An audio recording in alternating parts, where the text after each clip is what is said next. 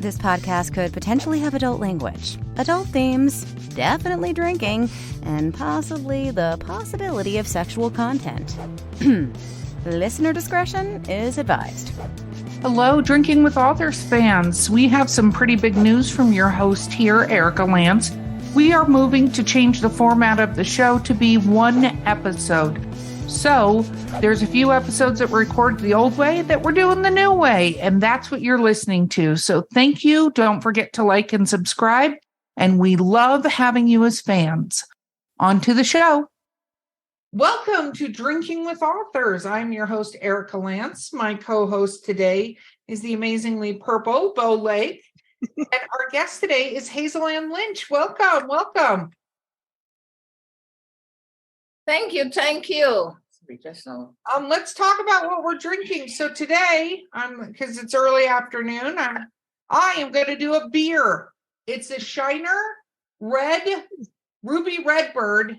So it's got grapefruit. It's a grapefruit beer. So, and apparently only 95 calories. Ugh, I didn't know that. But anyway, I'm excited that it's a grapefruit beer. But what do you got? I have my signature dirty chai latte because, as you said, it is only early afternoon.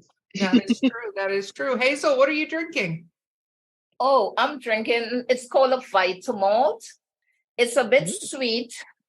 It's a bit sweet. I think it's like from malt and hops or something like that. Oh, and it's a drink I really like, but my favorite drink is actually tea. But I decided to do this today. Oh, very awesome. Very cool. Okay, so for the audience at large, why don't we talk a little bit about what you write? Because if you're watching this video, you get to see the amazingness behind you. But what is it that you write? Well, this is my first book. It's called Senior Fluffy, A Cat's Tale, and it's a YA book. It's based on a cat. Actually, I like kind of fantasy. I don't know. I think I'm still a child at heart, really. So I mostly write like fantasy, fairy tales, that kind of thing for now. So this book is really based on a bougie French cat with a Spanish name who goes to Brooklyn with his rich human to live, in which he believes is the ghetto in Brooklyn. I love that. Bougie cat. So Yes. When did you begin your writing journey? I think when I was pretty small, like maybe 5, 7, I think I really started to write. But I always wanted to be a author.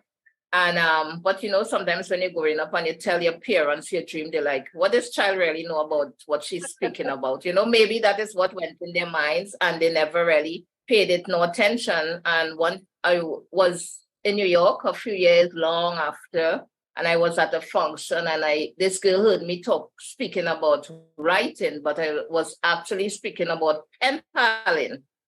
And she asked me if I wanted to come to a poetry workshop. And I said, well, I don't really like poetry, but then all writing is good writing, and I will come. She gave me the address in Manhattan, and she's looked at me and said, like, you wouldn't come anywhere. I was like, hello, do you know me from somewhere? I will come. And I went, and that was it, and yeah, I can't remember the name right now, but it's very popular. I even read that Salman Rushdie started that program. I forget, it's something big. I can't remember the name, but I was in that. And I did a haiku. When we did haiku, we used to learn to do haikus and stuff. Yeah. Very cool. Well, that's neat. Yeah. So that's cool. So when did this first book come out? So this came out in just 2021 during the pandemic. When I came back home in 2018. And then, like sometimes you can't go outside, you have to stay in your house, and it was pretty boring, and I never get bored.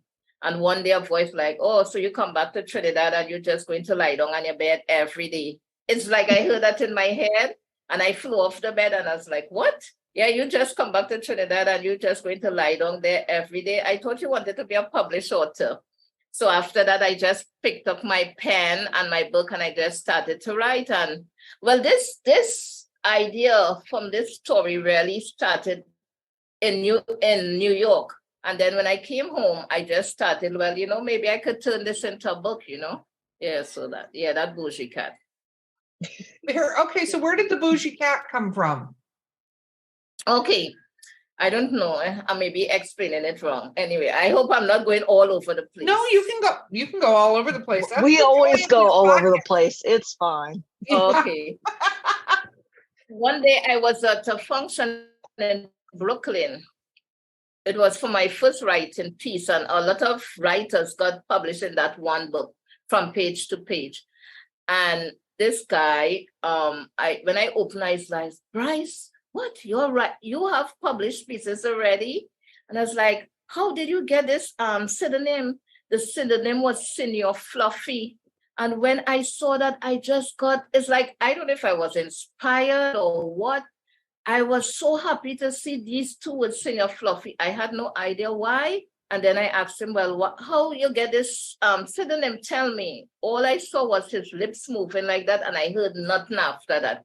And just a thought came in my head, write a story about a bougie French cat, not a poodle. It was very specific, not a poodle, but a bougie French cat with a Spanish name, who owner moved to New York and whatever. And I just said, Bryce, shut up. Wait, I don't mean to be rude, but I'm going to take your pseudonym and write a story about a bougie French cat with a Spanish name. And he's like, what happened? I say, I don't know. Somebody just told me to write that in my head. And that's just how it started. I love that. So Very how many weird. books have you published now? I wish it was books. It's just one. And my soon to be is, I don't know if you could see, Not So Charming After All. This is a series, Senior Fluffy. But before the second part comes out, I'm going to do Not So Charming After All. It's life after some of the fairy tale characters leave the storybooks. Because Prince Charming wasn't that charming. That's what Cinderella found out. Yes. I love that. I love that idea. Yeah. Modern day version. Yes. Okay, Bo, look at me. Oh, I get to ask a question. Let's see. Why YA books in all the genres? Why YA? Well, it wasn't really, I didn't intend to write like a kid's book or anything. It just happened like that. I think the story was really meant for adults. But then a few friends who are writers, they kept asking me, well, why you don't write a kid's book? I was like, what? I don't want to write children's book. It have things I need to say, and they're not children things. I need to express myself in other language. Not rude, but you want to say some things, and more adult it will, adult version. And then I was like, but this cat, it could have an adult version, it could have a kids version and a YA version.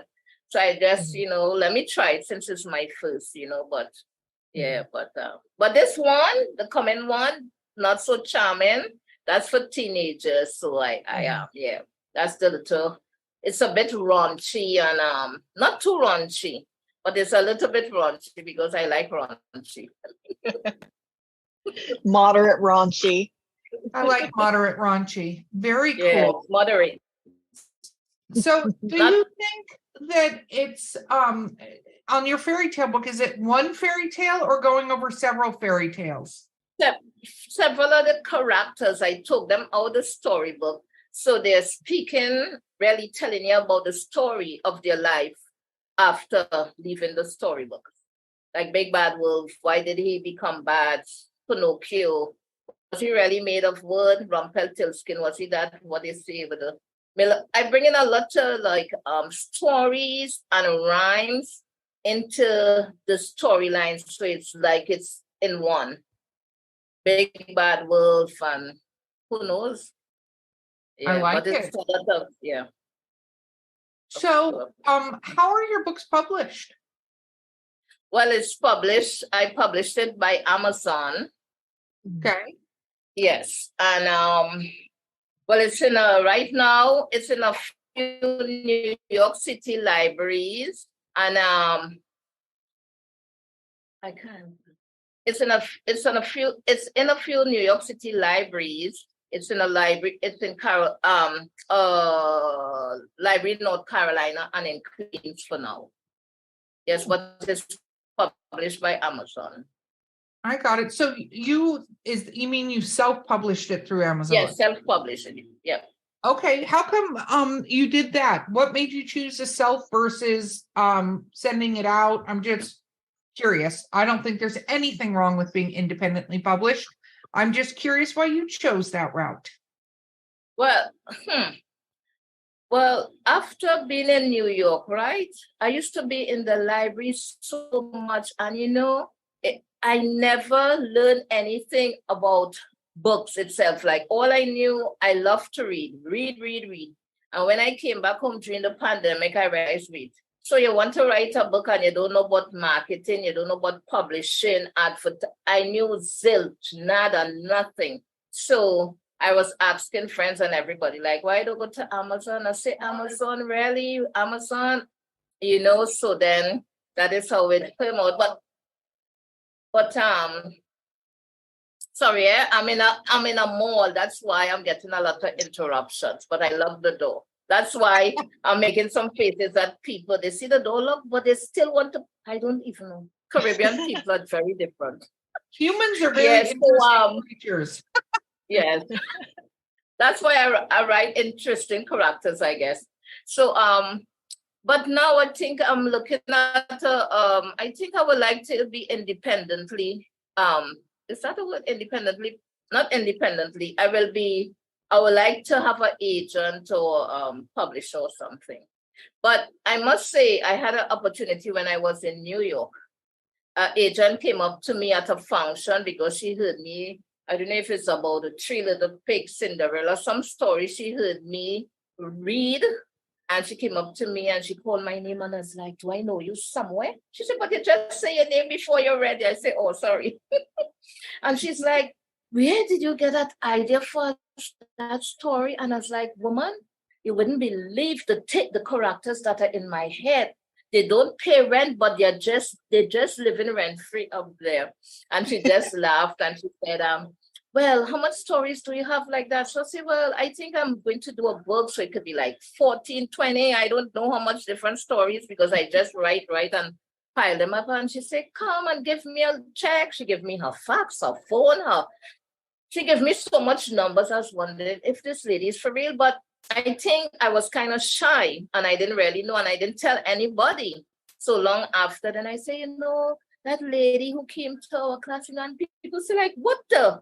You don't do that age. People don't just walk up to you and tell you, look, bring me a story and check me. I was like, well, so it was just a lost opportunity, but I think it will come back around. I don't know. But, when you don't know, you don't know. No, it's true. The universe is kind of interesting when it comes to stuff like that. Yeah. Okay, Bo. See, I'm not getting in the way again. I see your character has been like fully designed and you have like plushies and you have signs. How was marketing like for you? Well, I think marketing, I think it's very, when you write a book or when you're writing a book, don't put all your energy alone in writing. Marketing, I find, is one of the toughest things ever. And I find you have to really learn about the background to marketing, where you want your book to go. Marketing is such a big platform and it helps so much and I'm learning so much. I think I could give classes now. Not that anybody will want to come, but still I could give a lot of advice, I think, because I learned it the hard way. But so it's in a few stores in Trinidad. I do a little pop-up shop sometimes, and I'm on Instagram, I'm on Facebook, WhatsApp, everything except Twitter, I think. Not everything, but I'm not on Twitter yet. And that's where I really advertise. I try to put the cat eating roti, doubles, going on the beach, do all kinds of things. You wouldn't believe some of the questions the people ask me. Is the cat married? And when is he having kittens? Like, really? He is too vain. Don't want that. And when can we go on a date? I have people come to the store every day to check out the cat who is made of crochet thread. And they're having conversation with them. And I was like, I don't know what's wrong with these people. The cat have a life of his own. He just cannot speak. That's definitely something, right? Yeah. People are so weird sometimes. But if I walk down the street anywhere, I walk with him, people are very interested and always ask a lot of questions. Yeah. So what has surprised you about being published and everything? What is the biggest thing that you were like, what?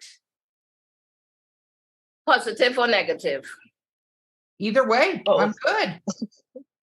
Well, I'm always wanted to be an author, and I don't know, writing a little book like this, I don't know, people would be so like drawn into this story about this cat.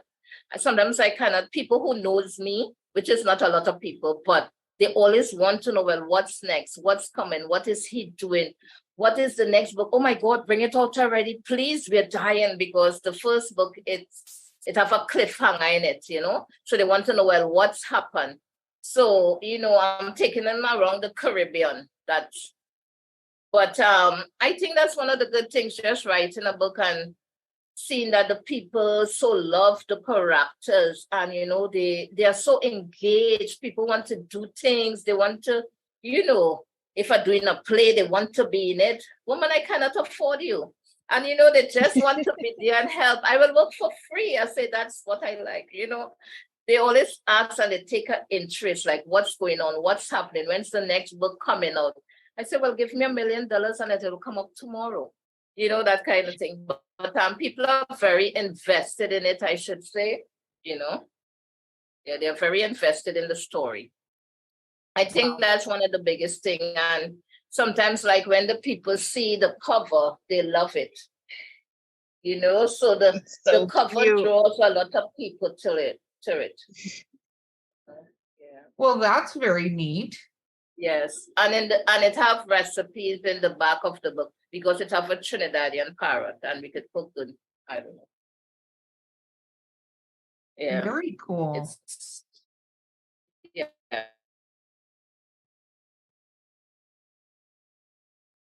Because I talk about food a lot, Caribbean food, or what's food in Trinidad. So I decided, why not write a story and put some recipes in one time? And a lot of the people said, when they were reading, they were feeling so hungry, and they were surprised in a good way that when they reached the end of the book, they saw that it had recipes, and they were so, some of them baked, cooked, and sent me the recipes. And I was like, oh. But, I was so fresh into the author thing. I didn't even think to put it online, look this one, but now I'm learning so much as I go along. Very cool, Bo. What does your writing process look like? Who have a process? Well, I used to write every day. Now it's look. Sometimes it's like weeks upon weeks, but I'm always thinking. But if I don't really get writer's block, but my story just come to me like that. Sometimes I could just be watching the purple hair or the glasses on Bo or you, or something could be a dress, something click, and it's nothing about that one of the characters will have purple hair or wear glasses, but something by watching you all will click in my brain like, aha, that's it. But I find when I really sit down and think about what to write next, nothing don't come to me. So it just happened like that. It just happens spontaneously. Well, you just have to wait for the right moment. Yeah. But I love the idea of writing every day.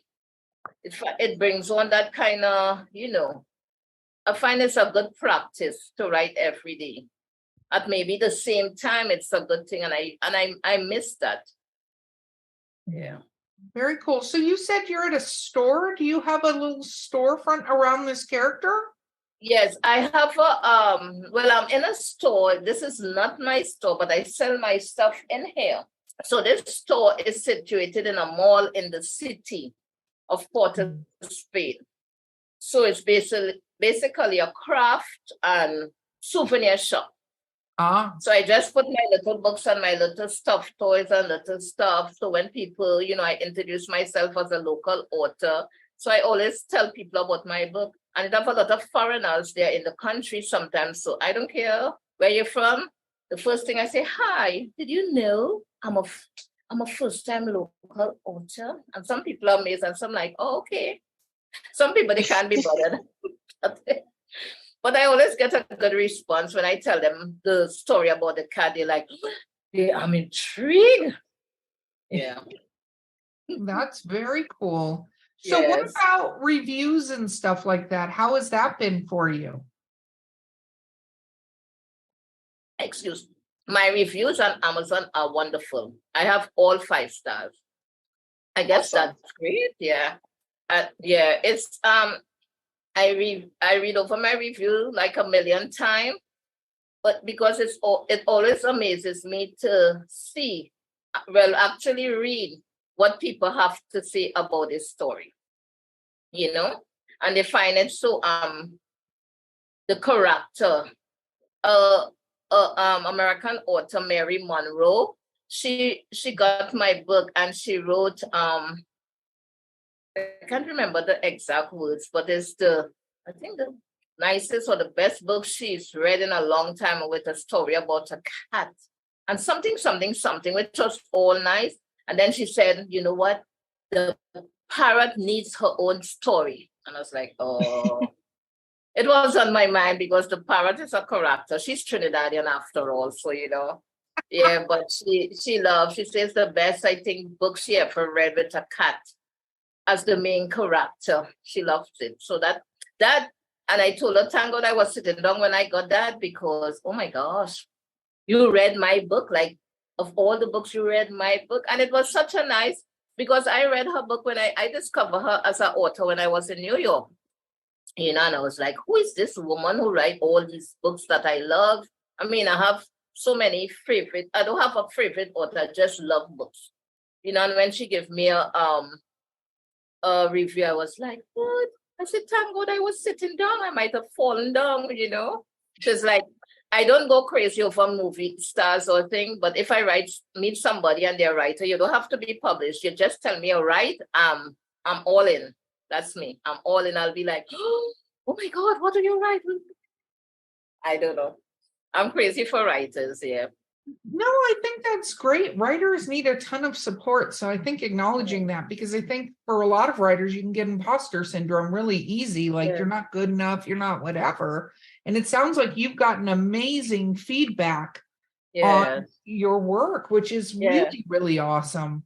Yes, it's a great feeling to know you write something, which sometimes I say, oh Lord, a story about a cat, because sometimes when you tell people your author and what you write, and then you say, oh, it's a wonderful story about a cat, they watch you like, huh, a cat? So it's like, well, it's really a story based on migration and the friendship and so sometimes they watch the cat, like really, all you could write about is a cat.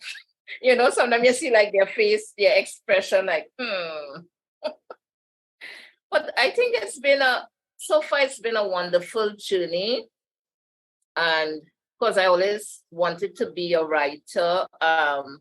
When I was abroad too, I was telling a friend that I wanted to take a, I don't know, it's MFA or whatever, some writing course now, like really go to learn to write or whatever. And he said, no, don't ever do that. I said, like, why? He said, your writing is so unique, and you must never do that. And he wasn't the only person who ever told me that. And I was like, what are these people talking about? So he said they will change the way that I think, and I will never get to write back like how I write anymore. So I'm taking them at their word, and I wouldn't do that now. Maybe when I'm 80, I might take a chance. Hey, listeners, you know me, Erica Lance. You're just listening to me in the podcast that you had. But guess what? I'm doing something new. Yeah, she's joining me, Mark Muncy, the author of the Erie, Florida book series in Erie, Appalachia, and we are hosting a new podcast called Erie Travels. Woo-woo! Erie Travels, which covers things like ghosts, cryptids, weird stuff, UFOs, men in black, all kinds of fun things that people talk about, and I'm sure you've discussed with friends. Yep, and you can listen to us on your favorite podcast platform of choice, or find us at erietravels.com and join in the fun and all the spooky goodness. And of course, Mark, what do we always say? We'll see you on the other side.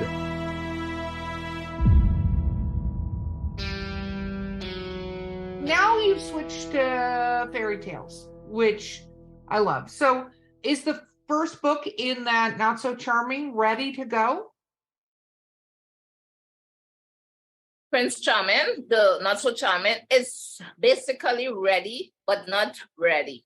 It's very close to coming out, but I want to do, well, I wasn't going to do illustration, but I think the story is so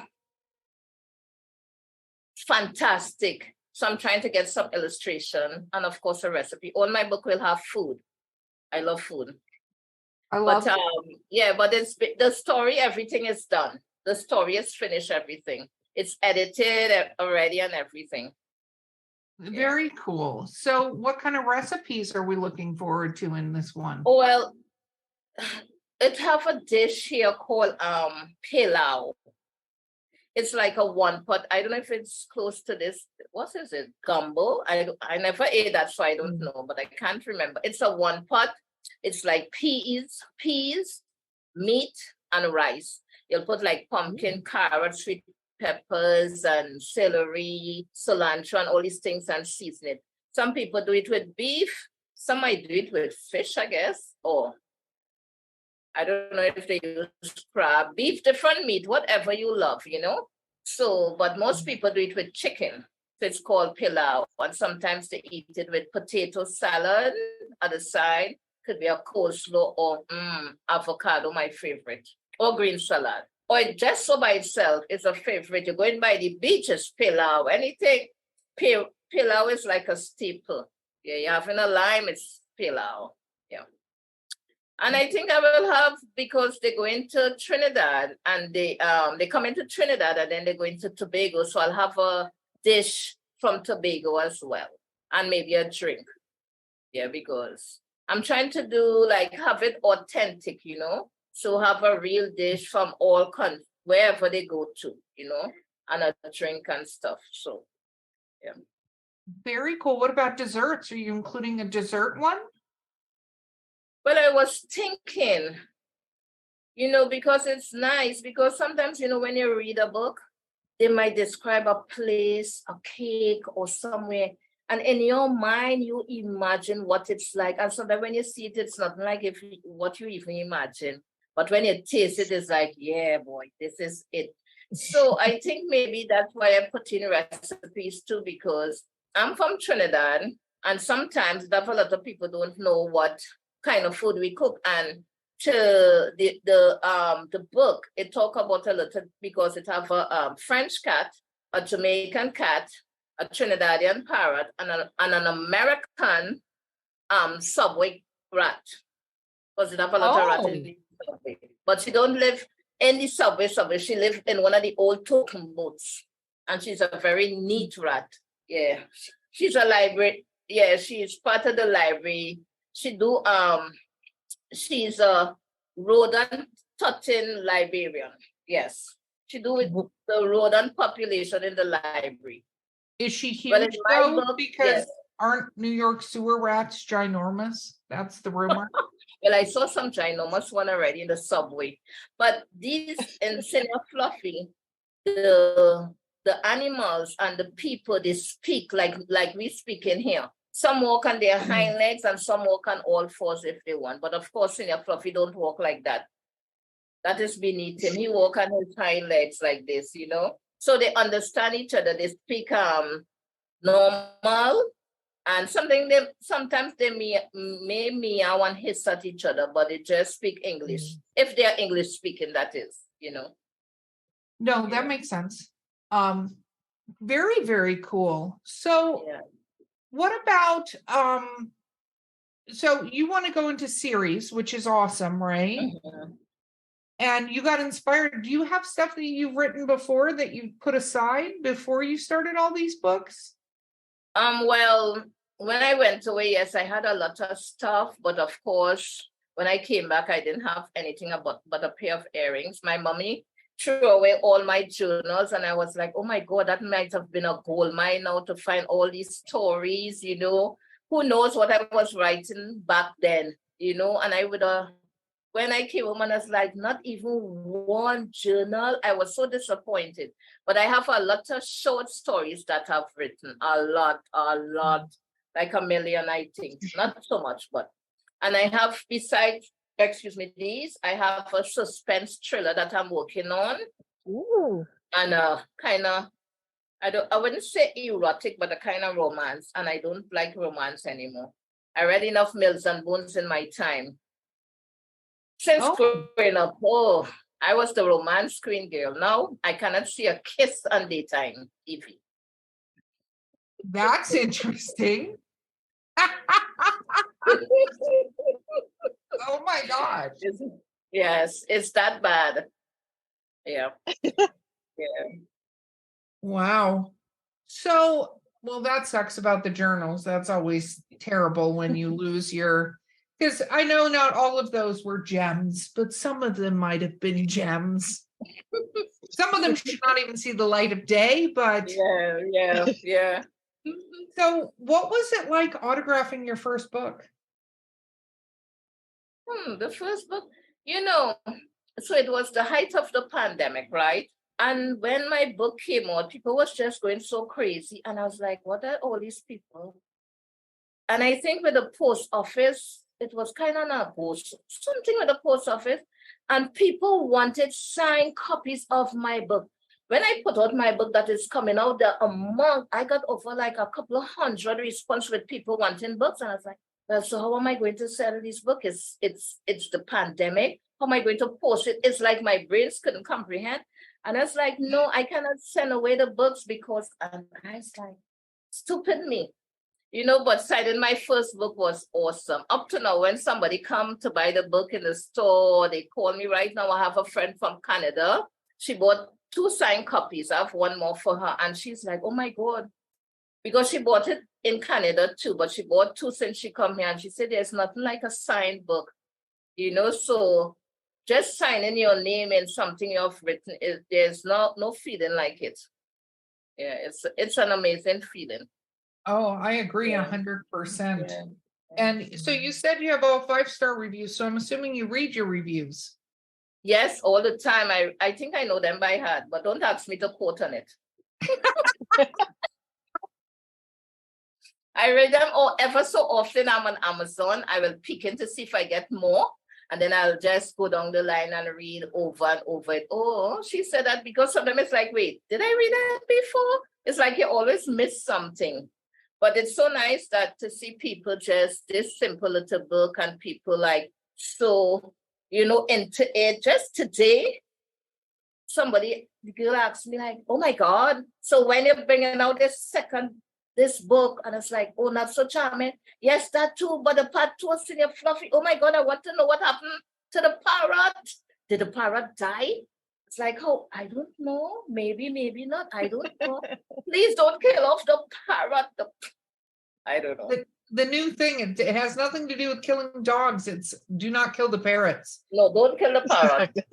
Because, you know, when you're writing, I realize your story change. Like you have you want to write about one thing and then something like, and it went a completely different way to how I was writing it. So it have like a little espionage, something. It's like a little mystery in it. So, you know, part 2 had to be the bomb, you know. So then I said, maybe every book I could do a little mystery, you know, give the people something to like, and just end it like abrupt like that, like your baking pan fall and that's it. What happened to the cake? Did it break up or no? You know, something like give wanting more. I think that's fantastic. I mean, And that's what keeps it fun. I think readers tend to see stuff in our stories that we didn't even see in our stories. Yes. Mm-hmm. You know, and what makes sense and how you know, like we have an idea of what we meant by writing something, right? Yes. But readers, sometimes they take the story on a life of their own and come up with sort of symbolism and stuff that's different than we necessarily intended it. Mm-hmm. And it's an interesting feeling, I think, as an author when you have to like let that go. Does that make sense? So like, and let it be their book too. Yes. Even if you're, you know, they're like, well, blah, blah, and the parrot seems mean. And you're like, I didn't know that the parrot's not mean. But at the same time, you don't necessarily correct them that the parrot seems mean, because maybe the parrot seems mean. Who the heck knows if the parrot's mean? Right? Yeah, because some kids were asking me, why is Senior Fluffy a bully? I said, oh, Senior Fluffy? No, he's not a bully. He's really nice. He's just accustomed to these things. It's like you, if you're accustomed to a certain life and you go in the next place and you realize you're not going to have that anymore, you'll be like, you know, but he's a bully. I never intended. You know, then you think, well, is he really a bully? And you go back and read. No, he's not a bully. He's just accustomed to the finer things in life. So he's just bougie with attitude, you know, but he's not bully. But he's not a bully.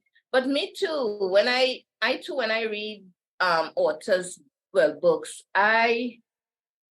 sometimes the story goes on and on, and I always wonder, well, so that is the end of this character. So what happened? Why they couldn't do that? You know, is there a book too? Just like when I watch a movie, sometimes I tell people when I watch a movie at the theater, I could tell you there's a second part coming. I will tell you. People say, no, that I say, wait and see. Next thing, bam, a second part. Yes, you didn't see that? How could you not tell there's a second part to that? So obvious sometimes. No, well, it's true. It's true. And there's stuff like, it's also interesting listening, not only to readers' perception, but readers talk to other readers about your book. I don't know if you've had that opportunity where you hear other people talking about it and you're a little like, wow, this is how it's being perceived, because we all send it out with an idea of what we're kind of sending out into the universe, but that is not always what we sent out into the universe, because sometimes the universe applies a different philosophy than that. Yes. Yeah, and that is really true, because I remember a writing workshop I used to go to in New York, and they had a lunch for me. Of course, it was on Zoom. And a lot of them bought the book, and then they would telling me about certain parts in the book, and they were like, and I was like, wait, so they see this and it's completely off to what? And I was like jotting down things and like, what? So that is to tell you, no two people, all of us could go, three of us could go to the movies together, and we come out with three different perceptions. So no two people or three people ever say the same thing the same. Just like when you give a prompt, you know, we wouldn't write the same. It might be a little similar in some places, but it will be totally different. That is very amazing. Yeah, that's very true. It's very true. Yeah. And it's got to be interesting talking to the children around you with the book. Have you got an opportunity to like read it at a library or read it in front of groups? Yes, they call me. I read in one library and a couple of schools, not 10, but near 10. I went to, sometimes I just walk into the school and let the principal know, look, I'm an author. Anytime you want me, my name is Hazel-Ann Lynch, and anytime you want me, I'm available. Like, okay, so as you're here, can you read? I was like, oh my God, why would you put that on me? It's too soon. But I always read for them because, you know, you want to get out there and stuff. So I always take the opportunity to read. And the children love the story. Then I carry Senior Fluffy in his chair. And I put him just sit down there, and they are so mesmerized with the story, with the cat in the chair, and you know, and give them something to look at. And oh my God, they ask worse questions than the police. Those were the kids. The thing they ask, They are so invested and interested in. Sometimes I might read 3 chapters because the chapters are small, or 2, and then they want to read more and more. I say, no, they have schoolwork to do. And I always let them ask questions, whatever, don't feel afraid, and, talk to them and stuff. But they always one kid tell me at a time, oh, that's a lovely dog. I say, boy, don't let Senior Fluffy hear you saying that. He's a cat. You don't want to be called a dog? How dare you? sorry, the cat. How dare you? How dare you call this bougie French cat a dog? He will bite you, probably. Yes, he'll meow you. But the kids are so funny, and they ask really interesting questions. Oh my God, they ask like awesome.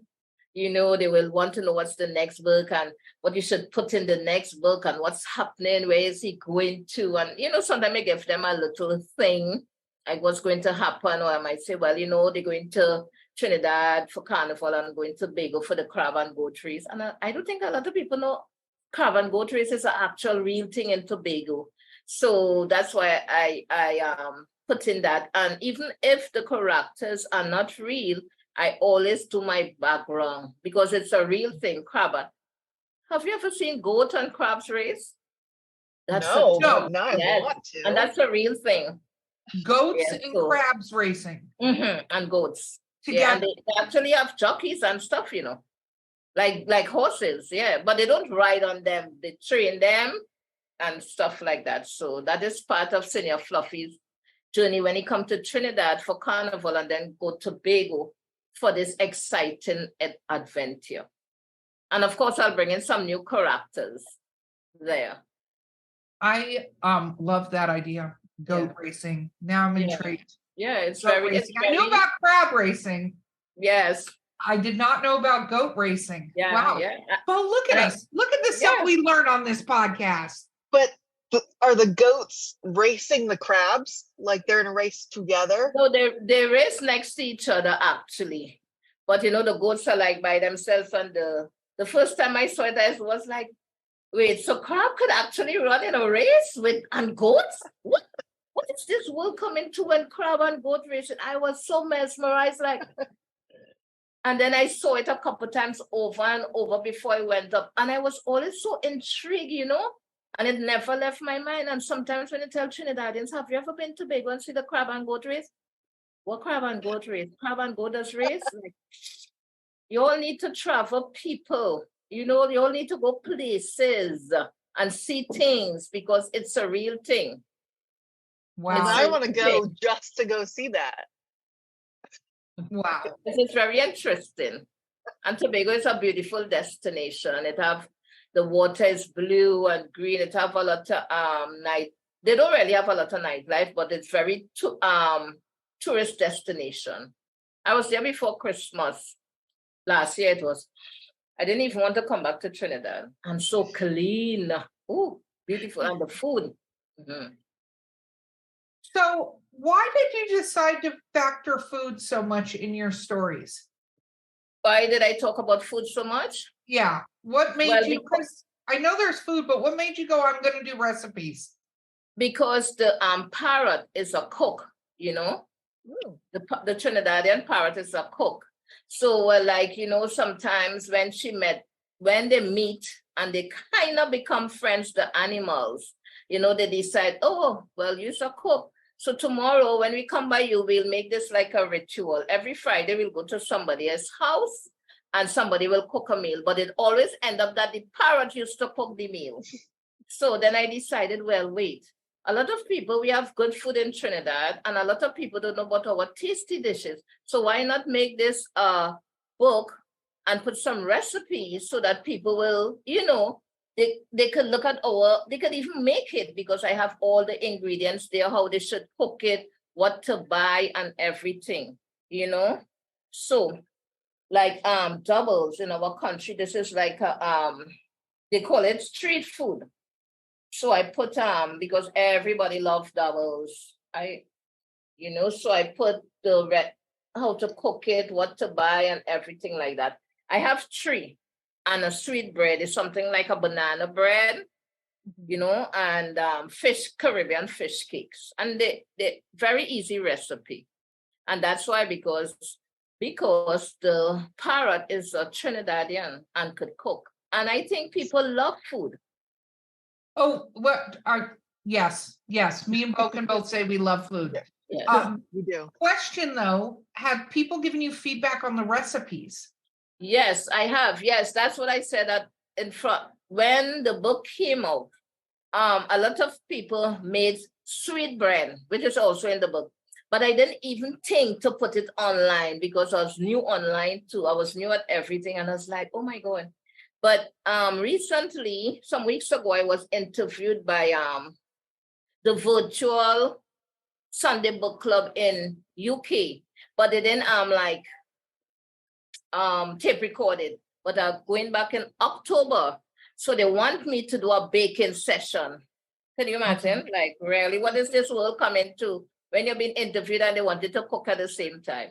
But I said, that's interesting, So I'll make sweet bread. But they love it, and they say they're going to try the recipe, And people, like I have a couple pen pals in America and different places who don't know what a sweet bread is, but they baked it and they find it was pretty delicious, That's awesome. Yeah, I love that. It's touching all sorts of things. So what is your goal this year? What is your goal for 2023 writing wise? Well, we're already in May.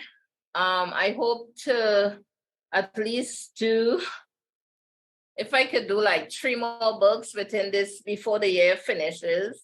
I would like to do Senior Fluffy in an audiobook because some people say they wouldn't buy my book unless I do it in audio. Like, how dare they? If your book not an audio, we're not buying it. I was like, well, you have a very long time, so you better buy the book. But a lot of people say they find I have a very beautiful voice because sometimes I read some of my stories or some of the stories that have not been published. I will do sometimes a live or a little Instagram thing. I don't like live. I find I'm very shy until I listen to myself like a month after. I say, oh, that was pretty good, but people love to hear me read and they will people love when I read. So they tell me I have a great voice and I should really do my, on the voices. I say, I cannot speak French because it has French in the book too. I put a little French and Jamaican, although when in the library, they put this Haitian Creole and I had to tell them, no, it's just French. It's not no Haitian Creole, but whatever. Maybe some Haitian people might read it and find it, so let me leave it like that. But I hope to do, I would like to do an animated series, maybe I have so much things like in my head, and then people will say, you forget. Mm-hmm. Some people say, you forget, stop talking about Senior Fluffy. Here, so you have a next book coming out just now. I was like, yeah, so why should I stop talking about Senior Fluffy? Duh, because you have a next book coming out. And I was like, wait, so you mean I just load up? I said, but Senior Fluffy is my first, yes, but what about the other book? And it's not even about Senior Fluffy. I was like, oh, I'm so into this cat that it's like I don't even have time for this, which is kind of weird. But, I want to see what I could do with Senior Fluffy, really. Like, I say move over Mickey Mouse. Senior Fluffy is the next cat in town. Although, Mickey Mouse. And yeah. He might give Mickey Mouse a run for his money since he's a rat. Since he's a mouse and he's a cat, I don't know. That would be awesome. Yeah, but I hope to really do some good things. And I really wanted to go far, like, I don't know, take him as far as I can, Well, it sounds like you have the right spirit for all of it. So I think that's awesome. Yeah, thank you. You're most welcome. Okay, Bo, I'm going to let you have the final question, my friend. No pressure, but get it right. No pressure. I always ask the same last couple of questions. What is your advice for other authors just starting out? Don't make that face, Erica. Other authors. I'm always asked this question. I will say, because for me, who didn't know much about anything, just that I love to write, I will say really study your craft well. and really learn not just about the book alone and getting the book out there, learn about marketing, how to promote, what genre, where you really want your book to go. Get advice, let people help you, because it's really a big field out there. And sometimes I feel like, I'm not really good at tech. So sometimes I want to do so many things. And sometimes what little you don't know, I find sometimes like it keep me back from doing some things. But I try to learn as much as I can. But I think learning not just about your book, but the back, like how to get your book out there when the book is really finished. When the book is really finished, how to really get it out there and do the best you can. And 2, don't let nobody dissuade you from your dreams and your goals. It have a lot of people. No. If it's your dream, you do it. That is How awesome do you know? advice. Yeah, and when you reach like 80, you'll wonder, oh my God, if I did stick to being an author or painter, whatever, you never know. So just stick to your dreams and do it, and don't let nobody tell you you can't. That is not in our dictionary of vocabulary. We can. You could do anything you set your mind to do. Yeah, that's it. Awesome. I love it. I love it. Thank you so much for being on the show. And thank you so much for having me. It's been a pleasure. You two are so cute, eh? The white and black, and you take the purple here. Hello, Drinking with Authors fans. This is your host, Erica Lance. Because of the change of the format of the show, welcome to the literary briefs portion. Enjoy. So, Hazel, what is your favorite book of all time?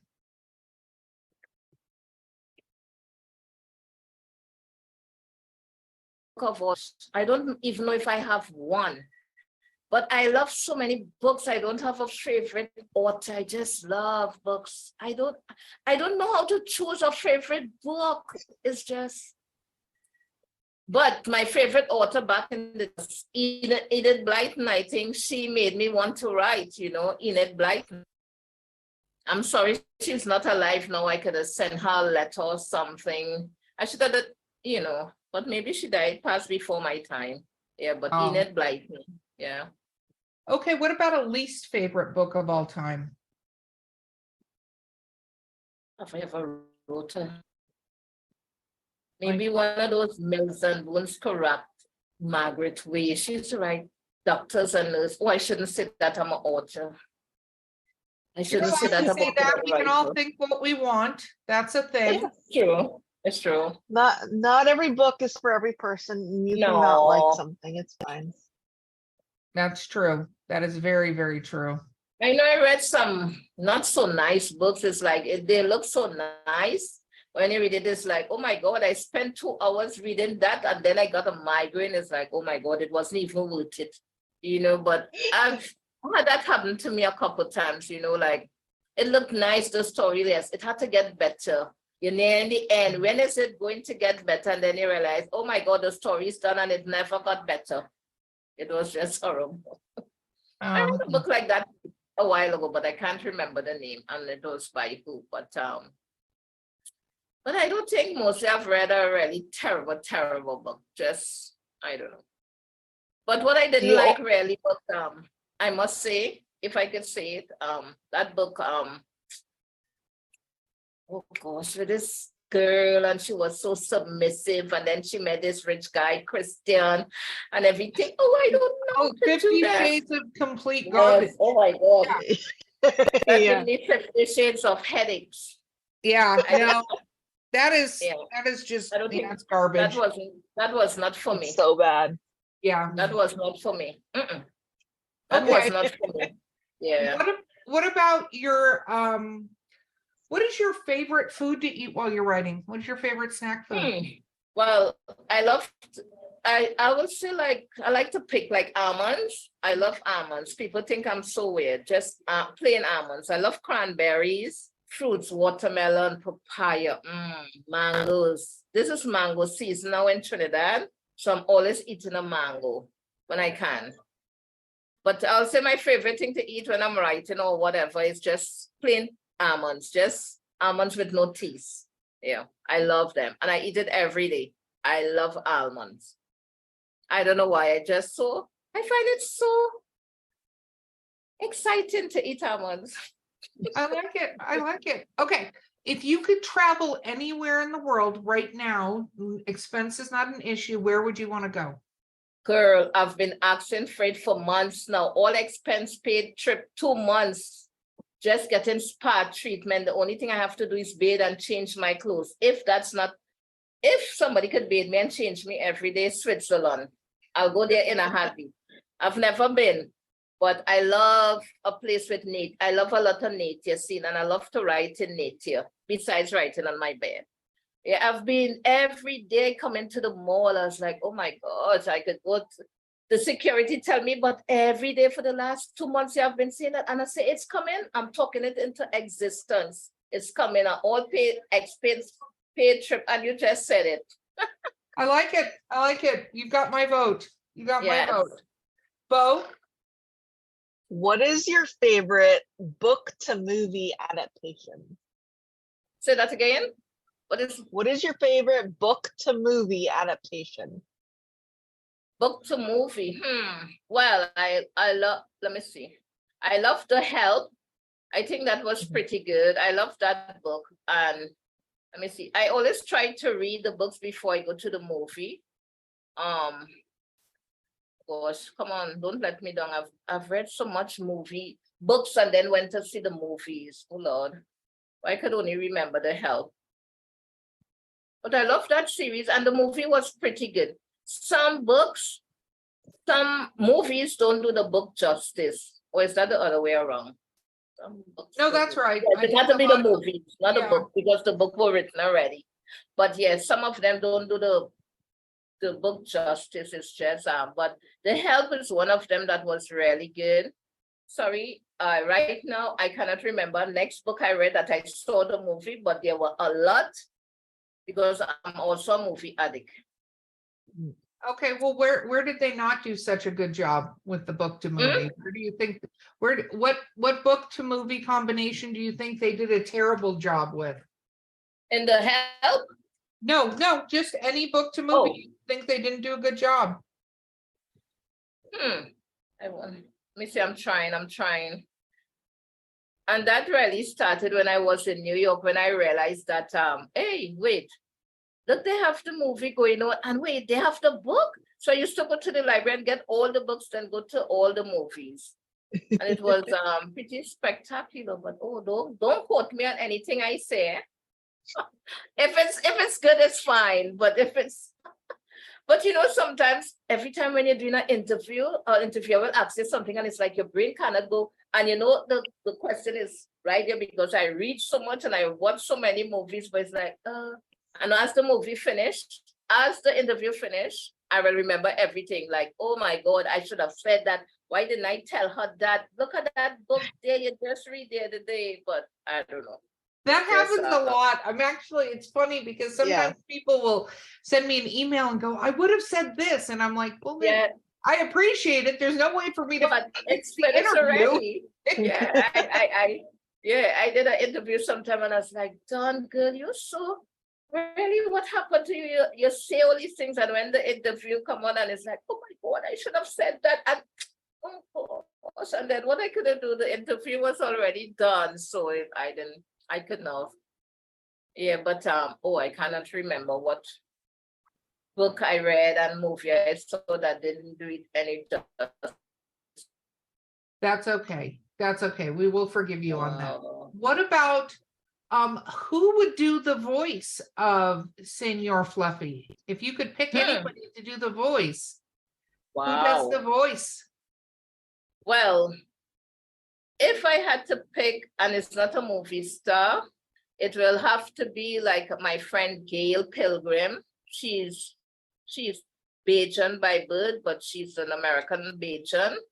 And she does voices so well. On my YouTube channel, she's telling a story about Senor Fluffy. And she did that thing so much great justice that my brother say, Gail, anytime you have to get any voiceover, just get that Gail. I say, once you pay, I could hire her, But she's really great with voices. And I tell her she should go into that and do something with that talent. But she could charge everybody else, but don't charge me until she gets famous, of course. So I just sent her Senior Fluffy doll. A friend was going away. So I sent her Senior Fluffy doll to do some marketing. Let's get together. Well, they and I here and do some kind of something and see, how we could, yeah. But pretty soon I might get an opportunity to have Senior Fluffy in a store in Brooklyn, I think. Well, I'm trying all kind of avenues, because I can't just sit down here and don't try anything. But I'm trying all kind of different things, yeah. But I'll definitely give her, unless Idris Elba or Morgan Freeman wanted to do him. I find they have such sexy voice, like, hello. Oh my God, Morgan Freeman could be the alphabet to me. A, B. I think some people have such fantastic voice. I have a neighbor. Well, she don't really live there, but she just come there sometimes. She's a nurse. Yesterday I heard that girl laughing and I'm by the window upstairs and I'm just laughing. I don't know what the woman is laughing about, but she has such like a fairy tale character. I don't even know if that is right. A laugh, but some people laugh. It's so catchy. You might be on the train and the bus driving and just like, you don't know what the people laughing about and you just start to laugh. It is so contagious, like a sneeze or on everybody on. But some people, yeah, but Idris Elba or maybe Morgan Freeman, because I think they have very deep, sexy voice. Like, hello, I don't know. I like, but I love a nice voice. I love got a sexy nice voice in our conversation. Yes.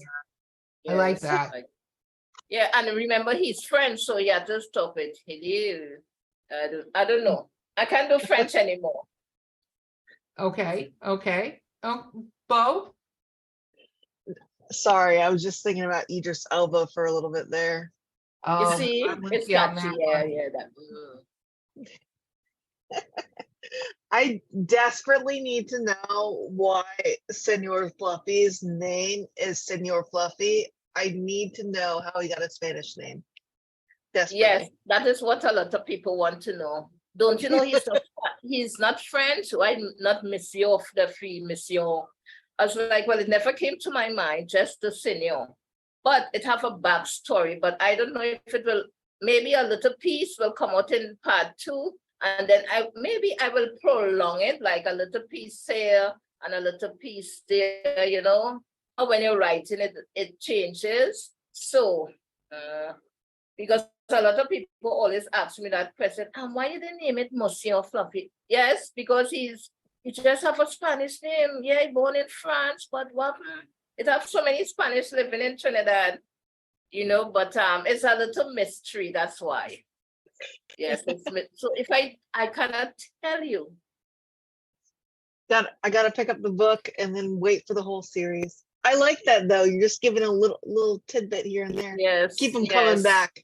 Yes, keep the people like have it suspenseful. They'll always want to know. Well, what after? Get part 2 and 3. Wait, this is part 10, and we still have no idea what.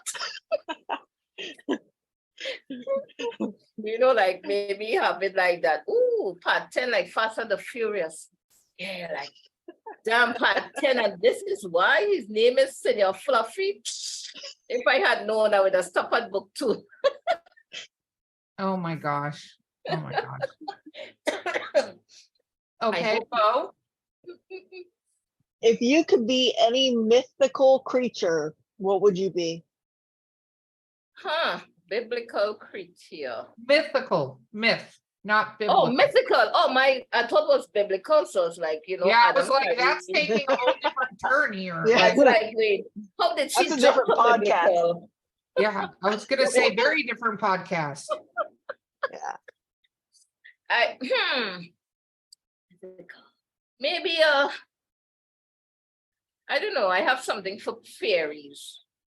I shouldn't say something. That's something kind of weird. That's something kind of no, but I don't know. Like growing up reading these Eden Blyton, I think that's why I love to write these kind of characters. I think I love like elves and gnomes and thing who lives in the tree and the faraway tree, and I think I fairies and stuff like these kind of things. I don't know. I would say a fairy, not a gnome or elf. I like it. I would say a fairy. I said I like it. Yeah. Okay. What about if you could go into any literary world, what world would you want to visit? Wow.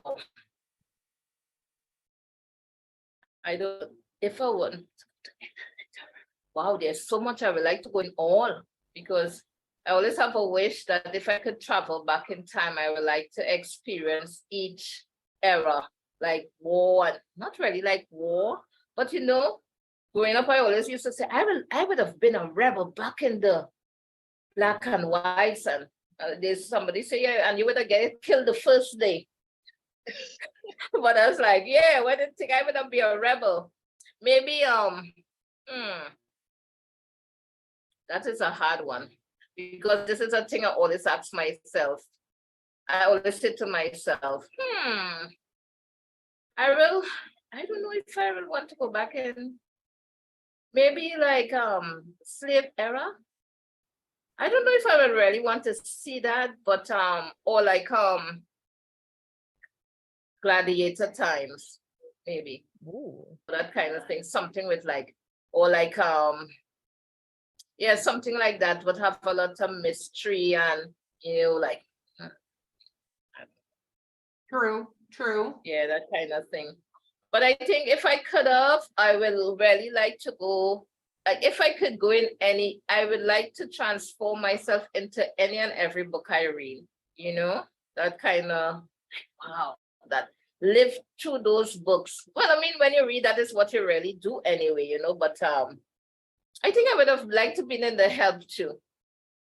That was pretty funny and sad at the same time, but yeah. I would like to be in that 50 Shades of Grey. No, I would just be slapping that woman like, girl, wake up and have some sense. A man, look. But people say it was pretty good. I like, no. I don't know. I think when I write it or when I like watching a movie, I don't like to see a weak female. And not to say weak per se, because it have a lot of things I didn't know before I was grown. And I was like, oh, I wasn't really smart sometimes. But you know, I hate to see like or read a book that the female like they portray so like not weak per se, but like she don't know a lot of stuff, and like she don't, not that she don't have common sense or is it street sense, but like, you know, like you just don't know, like, oh gosh, figure it out. And I think that girl with that 50 Shades of Grey, I read a book and a half and I said, Lord Father, if I ever have to come like this, slap some sense into me. I don't know. I think I carried it a little too far. I was asking people, but what you like about this book? It's not nice. I could write 50 Shades of Red and do that some justice. I was like, no, I'm going to write a book to her book. I said, well, you think now she might sue you. I say it's nothing like her book because I'm reading it. I read 1.5 and I got so many migraines. Nothing against the author, you know, because I love authors. But just the character, I don't. And on my friend, a lot of people love this book. And I was like, do these people drink alcohol for a living? I don't even know. Maybe it's me and not them. Oh gosh. I don't know, but maybe I have to give it a second try, you know? You don't. And drink some alcohol before I read it. No. See? No. It's not my cup of tea. No. Not at all. Not at all. No. Oh. And all that thing, and then I go like, but I could do a good, if I put my mind to it, I could do a really good, like maybe but a good romance book, like, you know, but we won't know what we like in romance, so maybe I could do a good like thing. I don't know. Maybe not. I don't know. But no, I didn't like that book at all. That is one book. And nothing against the author, but it just wasn't my cup of tea. And I stay away from books that the character is like weak, like not weak per se, but they just like, oh gosh, you'll get a backbone already now. I don't know. Yeah, so I don't even watch movies. I don't even like watch movies like that. If it have a movie like that, you know. No, that Like makes sense. Yeah, It makes sense. Mm-hmm. Bo? I had a question and then it flew right out of my mind. All right, you said you wanted to write a thriller. I want to hear about your plans for that.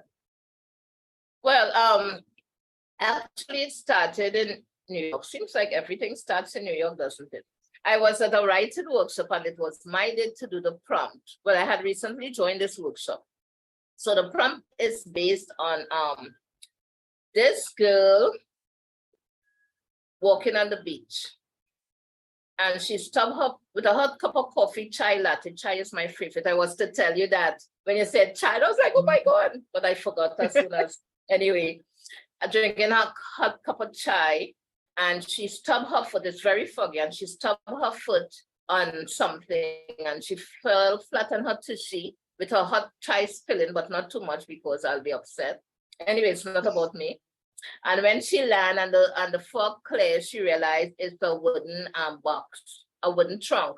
When she opens the trunk, she realized there's a human skull, some gold coins dated in the 1800s, and some letters addressed to her from the 1800s. She's 19 years old. When she put in her hand to take out the letter, something sucks her in. Very fun. Ooh. Yes. Spooky. Because I reach like halfway, and when I write in it, I get the heebie-jeebies. So I haven't touched it in a long time.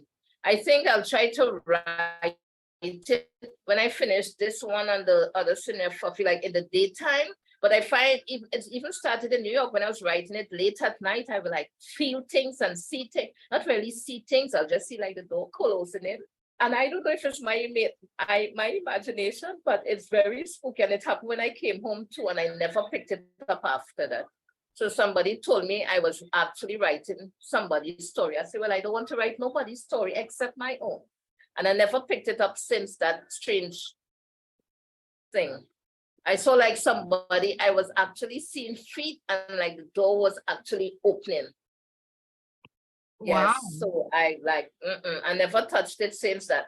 I saw it the other day and I was like, okay, next time for you, maybe in the daytime, I will try to write it. But I had some spooky experience writing it. And that's the first time that ever happened to me in my life until somebody said, yes, you're writing somebody a story. So that really happened to somebody because it have a murder in it, you know? Yeah, so I was like, okay, that will just stay right there and collect dust. Yeah, because I don't do spooky well. I don't like horrors either.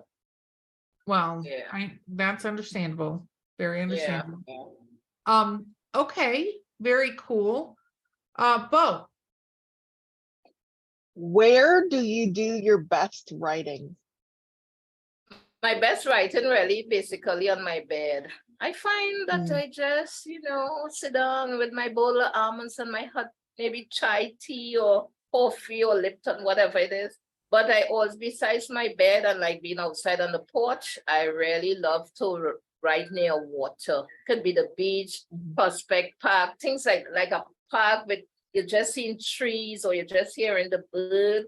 You just feel like you feel so at peace, Yeah, and in our area, it have a lot of birds, so sometimes I'll go outside on the porch and sometimes I go outside with the intent to write and just be staring at the birds like, oh, look at that cute dove. Oh, look at the cute kiskadee.